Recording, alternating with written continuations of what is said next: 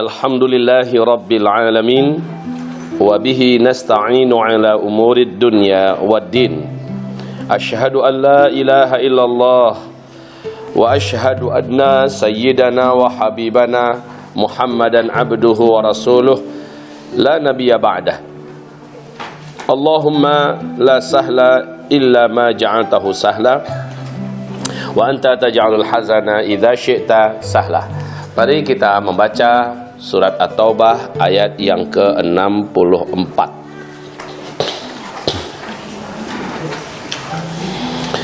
A'udzu billahi minasy syaithanir rajim. Yahdharul munafiquna an tunazzala 'alaihim surah تنزل عليهم سورة تنبئهم بما في قلوبهم قل استهزئوا إن الله مخرج ما تحذرون ولئن سألتهم ليقولن إنما كنا نخوض ونلعب قل أبالله وآياته ورسوله كنتم تستهزئون لا تعتذروا قد كفرتم بعد إيمانكم إن نعف عن طائفة منكم نعذب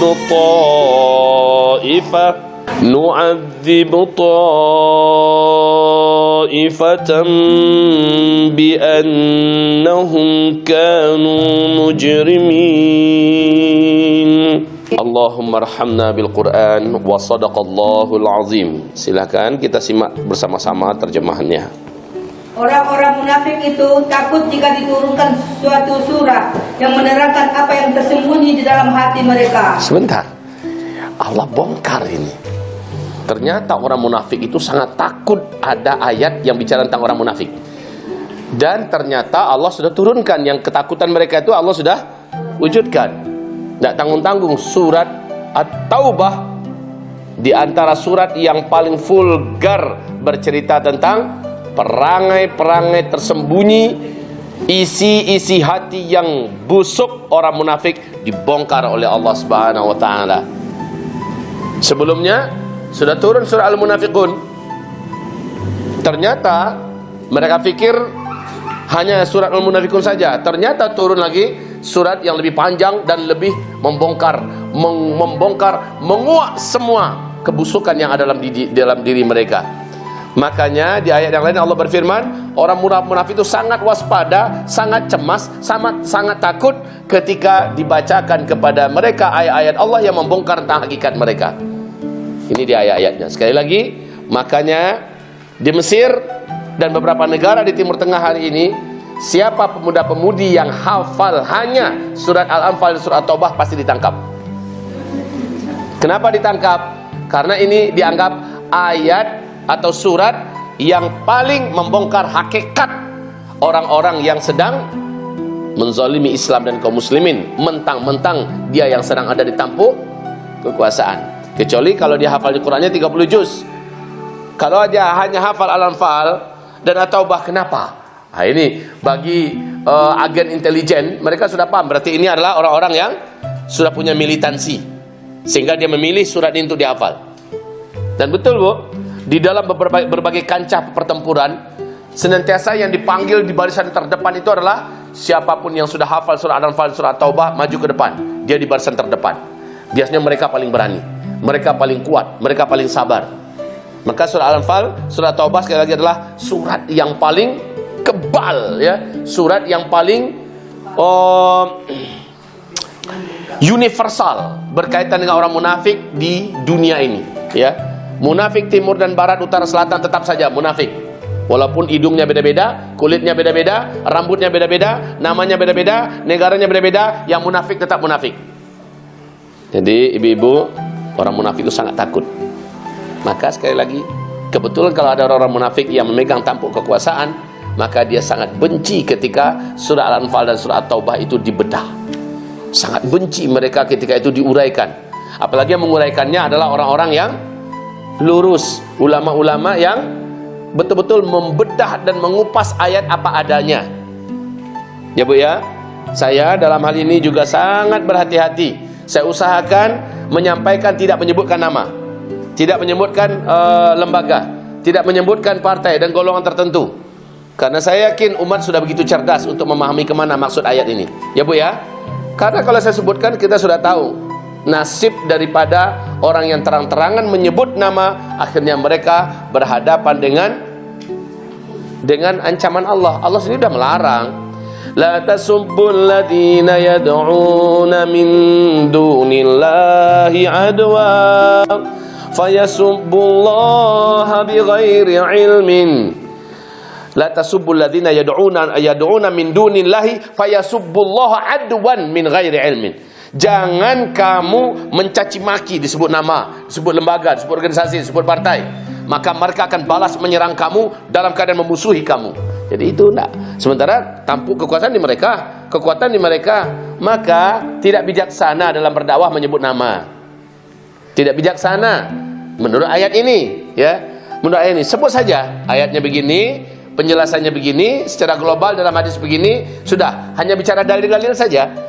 Maka umat sudah begitu cerdas zaman sekarang. Alhamdulillah, mereka tahu kemana perginya ayat ini, siapa yang dituju, atau apa yang dimaksud oleh ayat ini. Betul tidak? Jadi pandai-pandailah. Kami berharap juga para dai-dai yang kita cintai, para alim ulama, seberapapun mendidihnya dalam dada ini, tetap kendalikanlah lidahmu.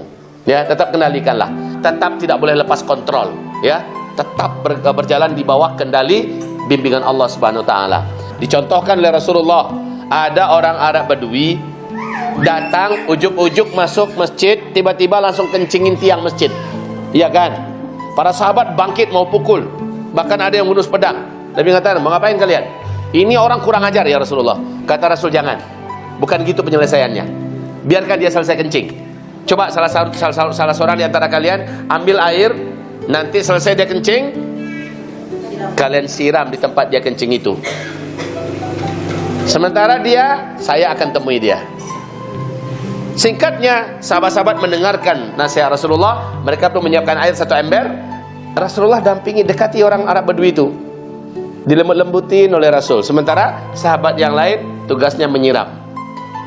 Saat itu kan lantai masjid masih berupa pasir ya Bu ya. Jadi kalau dia pipis di satu titik, otomatis pipis itu bergenang di situ dan meresap masuk ke dalam. Datang air, pasti air itu akan menekan dan meresap, jadi membersihkan yang di atas. Ya kan? Kalau udah masuk ke bumi udah selesai, nggak ada lagi cerita tanah bernajis. Ya. Nah, ibu-ibu yang kami muliakan, coba kalau seandainya diburu oleh sahabat-sahabat tadi, maka berceceranlah pipis itu karena belum selesai kan? Jadi panjang kerjaan. Bila numpuk di satu tempat, akhirnya selesai. Sementara yang bersangkutan dilembut-lembutin oleh Nabi, dia pun tersentuh bersyahadat masuk Islam. Kita ikuti pedoman dari petunjuk Allah.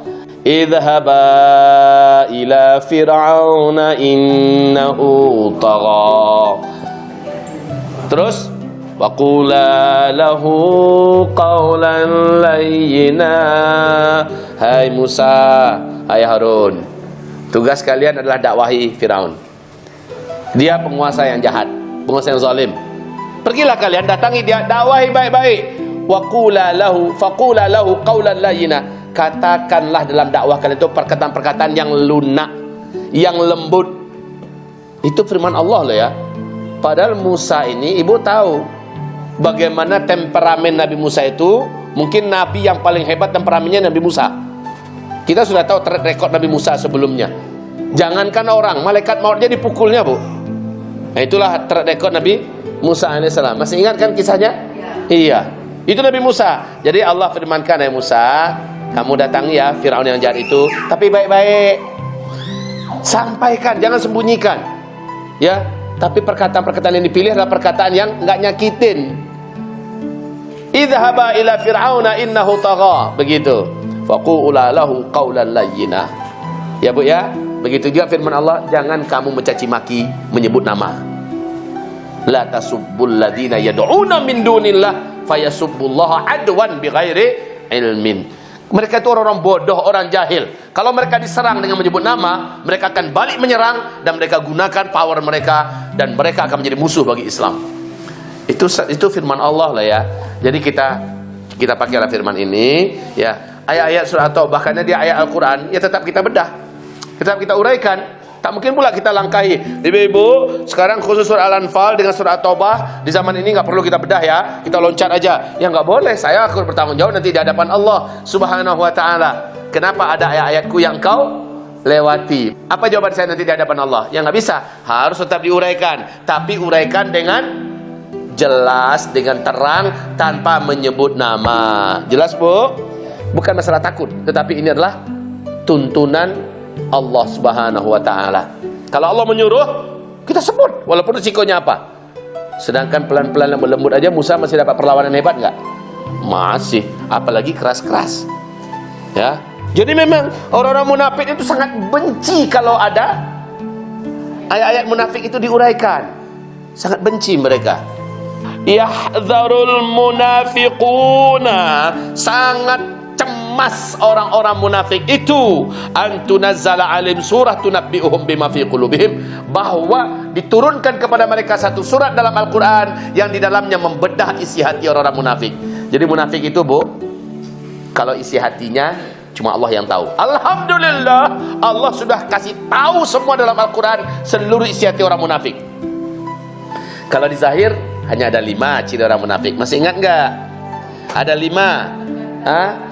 Idza hadatsa kadzaba, bila dia bicara bohong. Idza wa'ada akhlafa, kalau dia janji dengan kawan-kawan, dengan pergaulannya dia banyak enggak tepat janji. Yang ketiga, idza tumina khana, bila dia diberi amanah dia khianat.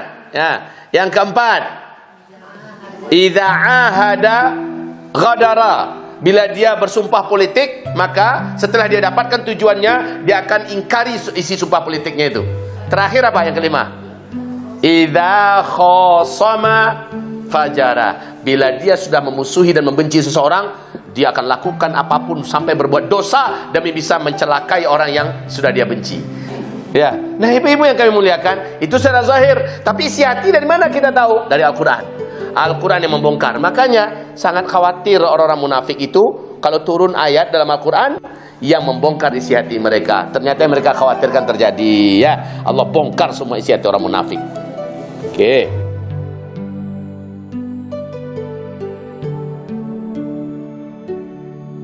Sifat zahir, ini sifat zahir semua ya.